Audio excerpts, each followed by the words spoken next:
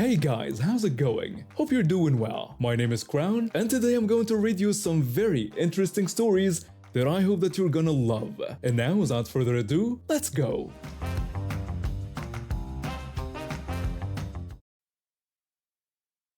At one point in my life, I was struggling to find a job in my field. Bills were piling up, and I needed something to pay the rent. That's when I saw the Help Wanted sign at the local dispensary. It wasn't my dream job, but it was a paycheck, and I figured it'd be temporary until I found something in marketing. Most customers were chill, but there was this one woman who made our lives hell. We called her Karen behind her back, and she was the epitome of an entitled customer. Every time Karen walked in, we all tensed up. She'd start sweet as pie, but it was just the calm before the storm. She'd greet us warmly and ask how we were doing. We'd respond politely and ask how we could help her. Karen would then request an eighth of Brownie Scout, and I'd go to get her order. After ringing it up and handing it to her, the real show would begin. Karen would suddenly claim that it wasn't what she ordered and demand that we get her the correct item. When I'd explain that she had specifically asked for the Brownie Scout, she'd insist that she wanted pineapple gummies. Instead, I'd bite my tongue, get the gummies, and return to the counter. Karen would then complain about how long it took and call us lazy employees. She'd pay and leave with a smile, but it wasn't over. Within half an hour, she'd be back with some ridiculous complaint. Sometimes she'd claim the package was already opened when she got home. Other times, she'd say the edibles were all melted together. My personal favorite was when she insisted there was a hair in her jar and the packaging smelled like chlorine. It was always something, and she always wanted a refund or store credit. This went on for months, and we were all at our wits' end. Then one day, fate handed me the sweetest opportunity for payback. I was in the next town over, filling up my car at a gas station, when I spotted a familiar face behind the counter. It was Karen, working as a cashier. I walked in, barely containing my glee. I asked for a pack of Marlboro 100s, but when Karen grabbed them, I changed my mind and said I wanted Camels instead. When she got those, I changed my order again to Newports. I could see the frustration building in her eyes as she reached for the Newports. Then I told her I was just there to pay for my gas. The look she gave me could have melted steel, but she forced a smile and rang up my gas. I left, but I wasn't done yet. 5 minutes later, I was back. I complained that she had taken all my money and demanded to know where my change was. Karen tried to explain that the gas cost the exact amount I had given her, so there was no change. I responded by dramatically complaining about lazy employees mimicking her exact routine. But I didn't stop there. I recruited a co-worker, and we took turns visiting Karen's gas station, giving her a taste of her own entitled behavior. She tried to file complaints, but there was nothing she could do. We were just difficult customers after all. After a few weeks of this treatment, Karen stopped coming to our dispensary altogether. We heard that she quit her gas station job too, unable to handle the stress of dealing with problem customers like us. Every now and then, I think you got to fight fire with fire, I guess. When I moved out on my own, I knew I wanted a furry companion to keep me company. That's how I ended up adopting my current dog from the local shelter. He's a mixed breed, about 5 years old with floppy ears and the most expressive brown eyes you've ever seen. From the day I brought him home, he's been nothing but a bundle of joy. Always wagging his tail, always excited to see me and anyone else he meets. He's friendly to a fault, which I love about him. I work from home most days, so he's been great company during those long hours at the computer. Everything was perfect until about 6 months ago, when my new neighbor moved in next door. I tried to be welcoming, bringing over a plate of cookies as a housewarming gift. That's when I first noticed something was off about her. I introduced myself as her next-door neighbor and welcomed her to the neighborhood. Karen's response was less than friendly. She immediately complained about my dog running around in the yard and asked if he ever stopped wagging his ridiculous tail. When I explained that he was just a happy dog who loved meeting new people, she rudely told me to keep him away from her yard, saying she didn't want dog hair on her property. I was taken aback by her rudeness, but I chalked it up to stress from moving. Over the next few months, she complained about everything. The sound of my dog barking, which he rarely did, the way he would greet her by wagging his tail when she walked by our fence, even the fact that I let him play in my own backyard. One day, things really escalated. Karen stormed up to my front door, furious that my dog had been wagging his tail at her again. She demanded that I control my mutt, or she'd call the police. When I tried to explain that he was just being friendly and not causing any harm, she didn't care. She threatened to have my dog taken away if I didn't do something about his tail wagging. I closed the door on her. I started keeping a closer eye on my dog when he was in the yard, worried about what she might do. Then came the day that changed everything. I had a quick errand to run just down to the corner store for some milk. I let my dog out in the backyard before I left, figuring he'd be fine for the 10 minutes I'd be gone. As I pulled back into my driveway, I saw something that made my blood run cold. There was Karen, kneeling next to my dog near the fence. At first, I thought maybe she'd finally warmed up to him, but then I saw the glint of metal in her hand. I leaped out of the car, my heart in my throat. As I got closer, I realized with horror that she was holding a pair of grass shears, and she was positioning them near my dog's tail. I shouted at Karen, demanding to know what she was doing. She startled, then defiantly claimed she was solving the problem since I wouldn't. Without thinking, I sprinted across the yard and shoved her as hard as I could, sending her sprawling onto the grass. The shears flew from her hand. I called my dog over, my voice shaking. My sweet boy, completely unaware of what had almost happened, trotted over to me with his tail still wagging happily. I grabbed his collar and pulled him close, trembling. Karen got up, outraged. She threatened to have me arrested for assault. I yelled back that she was insane for trying to mutilate my dog. She insisted that his tail was a menace and that she had warned me she'd take care of it if I didn't. I told her to stay away from us and that I was calling the police right away. I backed away, keeping myself between Karen and my dog. I pulled out my phone and dialed 911, never taking my eyes off her. I quickly explained to the dispatcher that my neighbor had just tried to cut off my dog's tail with shears and pleaded for them to hurry. Karen screamed that I couldn't prove anything and that it was just my word against hers. That's when I remembered my doorbell camera. I'd installed it a few months back after some package thefts in the neighborhood. With any luck, it had captured at least part of what happened. The police arrived within minutes. I gave them my statement, showing them the shears Karen had dropped and pointing out the camera. They took Karen aside to question her, and I could hear her shrill voice rising as she tried to defend herself.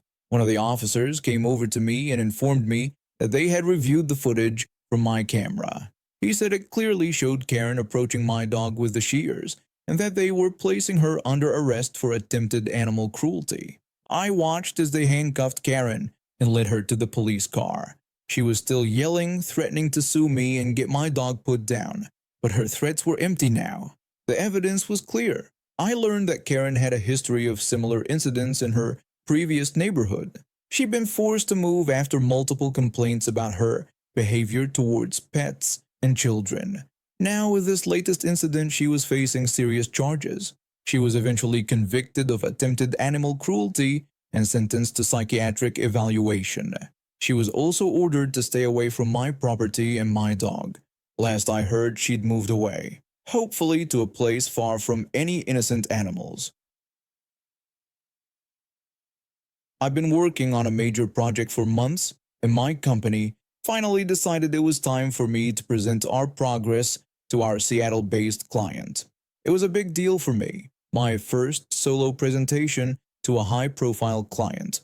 I was nervous but excited. My flight from Maryland to Seattle was scheduled for 7 a.m., and being the anxious person I am, I arrived at the airport at 5 a.m. I figured 2 hours would be plenty of time to check my bag, get through security, grab some breakfast, and maybe even review my presentation one last time. When I got to the check-in counter, I saw a line of about 15 to 20 people. Not great, but not terrible either. I thought I'd still be fine.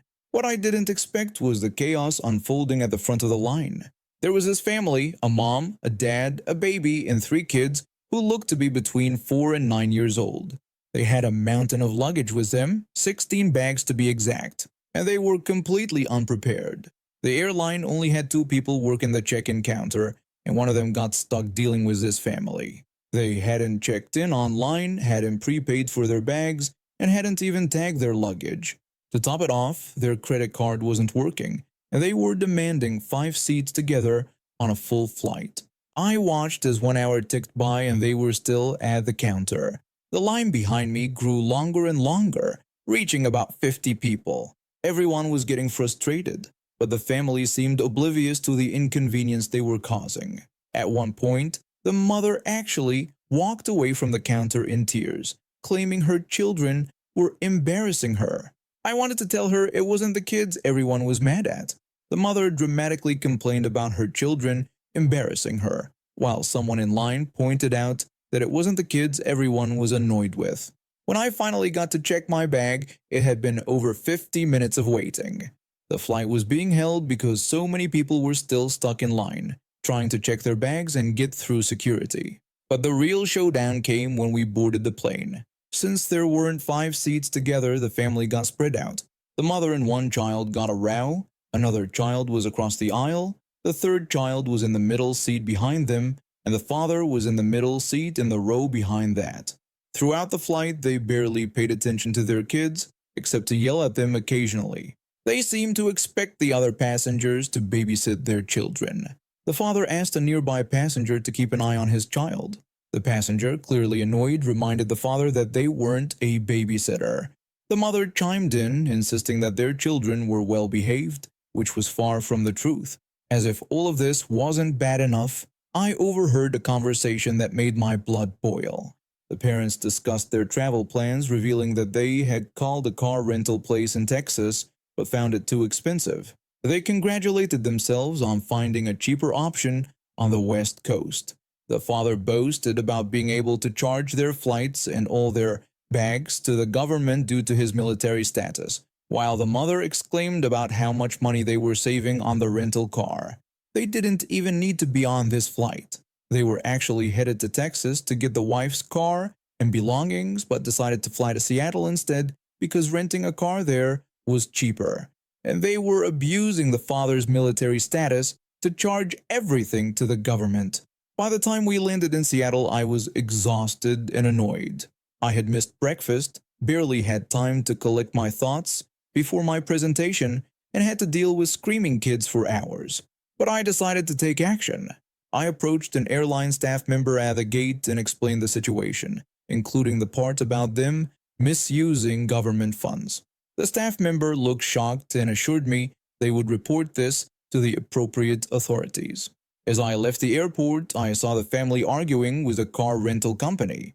Apparently, their reservation had been mysteriously cancelled. I couldn't help but smile a little. Sometimes karma works in beautiful ways. I made it to my presentation just in time, running on nothing but coffee and spite. But you know what? I nailed it. Maybe all that frustration fueled my performance. In the end, I got a big contract for my company and a story I'll be telling for years to come. I was 28 when all this happened. I've been with my boyfriend for 3 years and things were okay, I guess. Looking back, I can see all the red flags, but at the time, I was just trying to make it work. He was always a bit of a party animal, but I figured he'd grow out of it. We both had decent jobs, and we'd been saving up for a big trip to South Africa. It was supposed to be this amazing adventure. Safaris, beaches, the works. I'd always dreamed of going, and he seemed excited too. The day of our flight finally arrived. We got to the airport, and everything seemed fine at first. But as soon as we boarded, he started drinking. Really drinking. By the time we were halfway across the Atlantic, he was completely wasted. A flight attendant approached us and politely asked my boyfriend to quiet down, explaining that he was disturbing other passengers. My boyfriend responded rudely, claiming he could do whatever he wanted since he paid for the ticket. I tried to calm him down and suggested he get some sleep, but he snapped at me, telling me not to boss him around. I was mortified. People were staring, and I just wanted to disappear. When we finally landed in Johannesburg, he could barely walk straight. We got through customs somehow, but as soon as we were in the arrivals area, He turned to me with this glazed look in his eyes. My boyfriend suddenly announced he couldn't handle the trip and wanted to go home. I was shocked and reminded him we'd been planning this for months. He coldly replied that he didn't care and was leaving, telling me I could stay if I wanted because he didn't give a damn. And just like that, he staggered off towards the departures area, leaving me standing there with all our luggage. I was in shock. Here I was in a foreign country, alone with no idea what to do next. But you know what? After the initial panic wore off, I realized something. I was free. Free from his drama, his mood swings, his selfishness. I decided right then and there that I wasn't going to let him ruin this trip for me. I checked into our hotel and spent the next 2 weeks having the time of my life. I went on safaris, visited local markets, and even tried surfing. And that's where I met him. This amazing guy who was staying at the same hotel. We hit it off immediately and he ended up joining me for most of my adventures. When it was time to go home, I was actually sad to leave. My new friend and I exchanged numbers, promising to keep in touch. As I was waiting to board my flight, I overheard some commotion at the security checkpoint. And there he was, my ex being led away in handcuffs. I overheard an airport security officer informing my ex-boyfriend that he was under arrest for possessing illegal substances. My ex responded with outrage, demanding to know if they knew who he was. He must have tried to bring drugs back with him. I just shook my head and boarded my flight, leaving him to deal with his mess. When I got home, I knew exactly what I had to do. I went through the house gathering up all his stuff, clothes, games, that stupid neon beer sign he loved so much. All of it went into garbage bags. I loaded it all into his car, which was still parked in my driveway. Then I called a tow truck. The tow truck driver arrived and asked me where I wanted the car taken. I instructed him to take it to the dealership where my ex had bought the car. I followed the tow truck to the dealership and spoke to the manager. I explained to the manager that the car's owner had been arrested in Africa and probably wouldn't be making his payments for a while. The manager thanked me for letting them know and assured me they'd handle the situation from there. I handed over the keys and walked away, feeling lighter than I had in years. Over the next few weeks, my phone was flooded with calls and messages from him, but I ignored every single one. He'd made his choice, and I'd made mine. Me and that guy I met in South Africa kept talking after the trip, and he eventually came to visit me. One thing led to another, and 4 years later, we're happily married. He's everything my ex wasn't. Kind, supportive, and always up for an adventure. So here's to unexpected journeys, to making the most of bad situations, and to karma doing its job. Oh, and to the ex who's probably still trying to figure out where his car went. Thanks for the memories, but I've got a much better ride now. And now we have reached the end of today's stories. Thank you for watching, and see you next time.